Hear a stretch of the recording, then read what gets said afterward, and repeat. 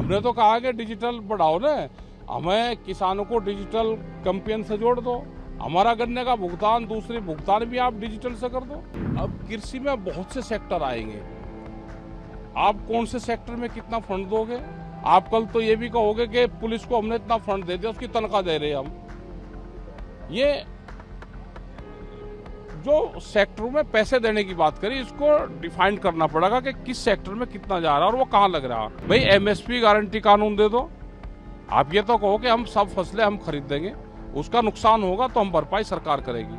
अभी बाढ़ आई, पूरा हमारा उत्तर प्रदेश और बिहार बहुत हिस्से बाढ़ से प्रभावित हुए। क्या उन किसानों को लाभ मिल रहा है? नुकसान की कोई भरपाई हो रही है? वो नहीं हो पा रही है। हमने तो कहा कि डिजिटल बढ़ाओ ना, हमें किसानों को डिजिटल कैंपेन से जोड़ दो, हमारा गन्ने का भुगतान, दूसरी भुगतान भी आप डिजिटल से कर दो। कौन सी टेक्नोलॉजी आप डिजिटल से दोगे किसानों को? भाई हमारा भुगतान भी जोड़ दो ना आप उसी से, डिजिटल से ही, डिजिटल प्लेटफॉर्म से आप बढ़ाओ। प्रधानमंत्री का पायलट प्रोजेक्ट है डिजिटल कैंपेन, आप बढ़ा दो। हमारा गन्ने का फसल तो एक साल में आ रही फसल 1-1.5 साल में, और भुगतान उसका होता है वो भी 12 महीने में, 8 महीने में। अभी कुछ फैक्ट्रियों का भुगतान जो गन्ने का है वो नवंबर दिसंबर का हुआ। कृषि और जुड़े सेक्टर को 1.52 लाख रुपए का प्रोग्राम दिया गया।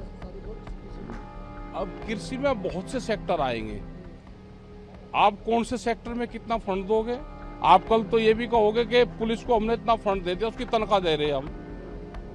ये जो सेक्टरों में पैसे देने की बात करी, इसको डिफाइन करना पड़ेगा कि किस सेक्टर में कितना जा रहा है और वो कहाँ लग रहा है। आप भाव देने की बात नहीं करते, सारी बात करते हो भाई एमएसपी गारंटी कानून दे दो। आप ये तो कहो कि हम सब फसलें हम खरीद देंगे, उसका नुकसान होगा तो हम भरपाई सरकार करेगी, उसकी कुछ नहीं कर रही। अभी बाढ़ आई, पूरा हमारा उत्तर प्रदेश और बिहार बहुत हिस्से बाढ़ से प्रभावित हुए। क्या उन किसानों को लाभ मिल रहा है? नुकसान की कोई भरपाई हो रही है? वो नहीं हो पा रही है।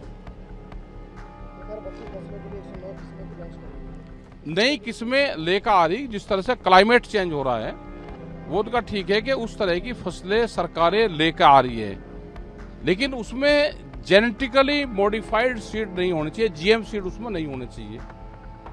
फसलें तो हमारे वैज्ञानिक है जो रिसर्च सेंटर हैं, क्या उसको फंड लोकेट किया है? उस पर कितना फंड जाएगा? उसके धीरे धीरे फंड काट रहे हैं ये सारे। क्या बाहर से किस्म लेके यहाँ पाएंगे? क्या वे हार्मफुल तो नहीं है? क्या वे मानव शरीर के लिए हानिकारक तो नहीं है? तो इन सब चीजों पे ध्यान हमको करना पड़ेगा।